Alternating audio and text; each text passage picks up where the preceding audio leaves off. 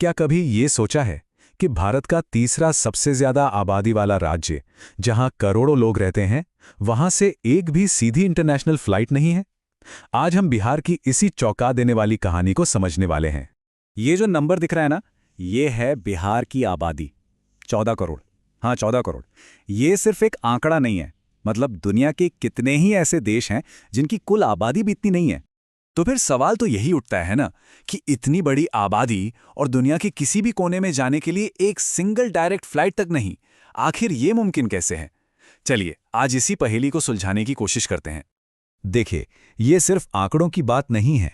असल में ये कहानी है उन लाखों करोड़ों लोगों के रोज के संघर्ष की, जिनके लिए विदेश जाना कोई शौक नहीं, बल्कि एक जरूरत है।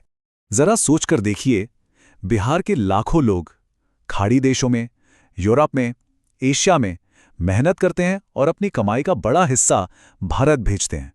देश की अर्थव्यवस्था को इससे कितनी मदद मिलती है। लेकिन जब इन्हीं लोगों को अपने घर लौटना होता है, अपने परिवार से मिलना होता है, तो उन्हें पहले दिल्ली या मुंबई की फ्लाइट पकड़नी पड़ती है और फिर वहां से घंटों का मुश्किल सफर करके वो बिहार पहुंचते हैं। ये सिर्फ एक तकलीफ नहीं है, ये तो सरासर एक तरह का अन्याय है। तो सवाल फिर वही कि आखिर ऐसा है क्यों? अब इस पे ना दो अलग अलग बातें सामने आती हैं। एक तरफ तो कहा जाता है कि अरे ये फायदे का सौदा नहीं है, बिहार से इंटरनेशनल फ्लाइट्स चलाना प्रॉफिटेबल नहीं है। लेकिन दूसरी तरफ एक बहुत सीधा सा सवाल है, क्या 14 करोड़ लोगों की जरूरत, उनकी सुविधा मुनाफे से कम जरूरी है? या फिर असली वजह कुछ और ही है? कहीं ये पॉलिटिकल विल, मतलब राजनीतिक इच्छा शक्ति की कमी तो नहीं? लेकिन रुकिए, बात सिर्फ यहीं तक नहीं है। इस मामले में एक और भी ज्यादा चौंकाने वाला आरोप सामने आता है। ये कोई मामूली बात नहीं है, ये एक बहुत बड़ा इल्जाम है। सवाल ये है कि क्या ये सब सिर्फ एक इत्तेफाक है या फिर इसके पीछे कोई सोची समझी साजिश चल रही है, बिहार को जानबूझकर पिछड़ा बनाए रखने की? और ये जो मजदूर राज्य वाली बात है ना, इसका मतलब क्या है? इसका मतलब है एक ऐसी जगह जहां लोगों को बस एक रिसोर्स की तरह देखा जाता है, मतलब काम करने के लिए, भीड़ जुटाने के लिए, वोट देने के लिए, बस। लेकिन जब बात आती है अच्छी शिक्षा की, स्वास्थ्य की या फिर दुनिया से जुड़ने जैसी बेसिक सुविधाओं की, तो वो उन्हें जानबूझकर नहीं दी जाती। क्यों? ताकि वो कभी सवाल ही ना पूछे। तो क्या इसका कोई सल्यूशन नहीं है? बिल्कुल है। ऐसा नहीं है कि समाधान नहीं है, समाधान तो मौजूद है, पर मामला कहीं और ही फंसा हुआ है। ऐसा भी नहीं है कि बिहार में एयरपोर्ट्स की कमी है। बिहाटा एयरपोर्ट एक ऑप्शन है, सबैया एयरपोर्ट दूसरा ऑप्शन है।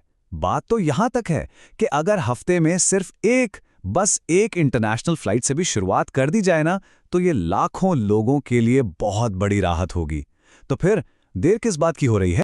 और बस यही बात इस पूरे मामले की जड़ तक ले जाती है कि मसला असल में रिसोर्सेस का है ही नहीं, मसला तो नीयत का है।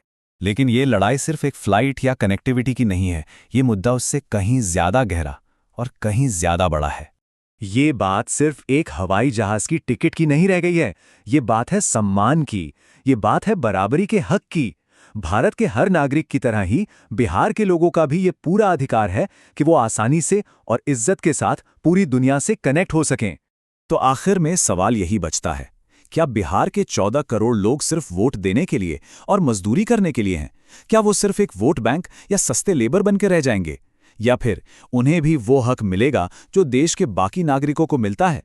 और इसीलिए अब ये कोई बातचीत या चर्चा नहीं है, ये एक चेतावनी है, एक साफ साफ चेतावनी कि अब बिहार के लोग और चुप बैठने वाले नहीं हैं।